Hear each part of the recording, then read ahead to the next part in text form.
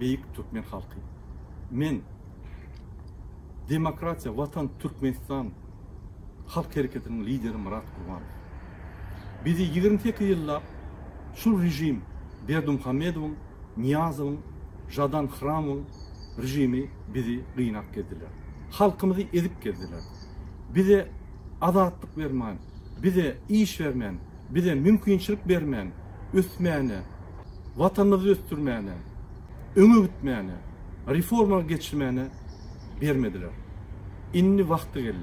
Biz şu rejim bilen görüşmeli, biz şu rejim bilen sonkısını etmeli, tamam etmeli. Şunun için Beyik Türkmen halkı inni vakti geldi. İnni biz yüzlerimizi açmalı. İnni biz şu rejime gör közmeli bağırıyma.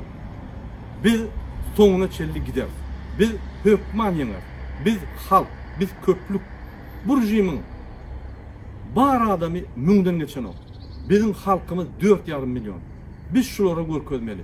Biz nerede olsa da dünyanın günceliğine yüzümüz açıp şulara biz sizinle görüşer, biz ne arza, sizin geçiren siyasetiniz, sizin geçiren sosyal siyasetiniz, iktisat siyasetiniz, politik siyasetiniz, halkı dine ediyor.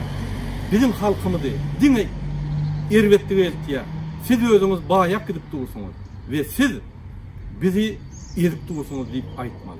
Şunun için kadın adamlar, inni vakti geldi. Biz yüzümüzü açacağız. Bir adam da, 1000 adam da, 10.000 adam da, 100.000'lerce adam yüzünü açan yağdayınlar. 10.000 adam yüzünü açan yağdayınlar. Şu mesele düğünden yapılıyor.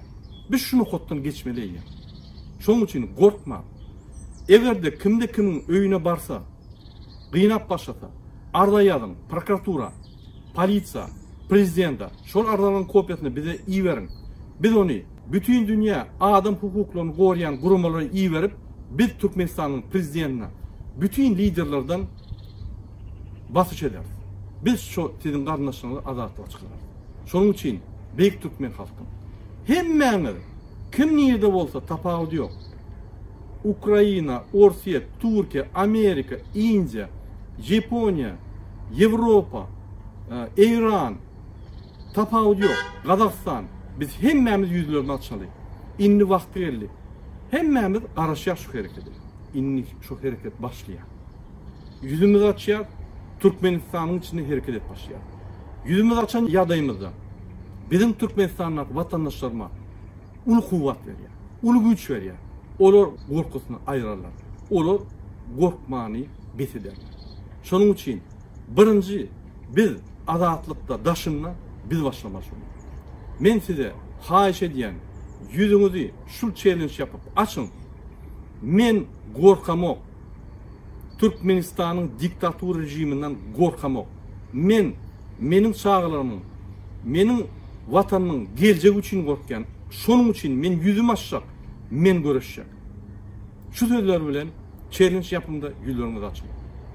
Öňe Türkmenistan, öňe Beyik Türkmen halkı. Sağ olun.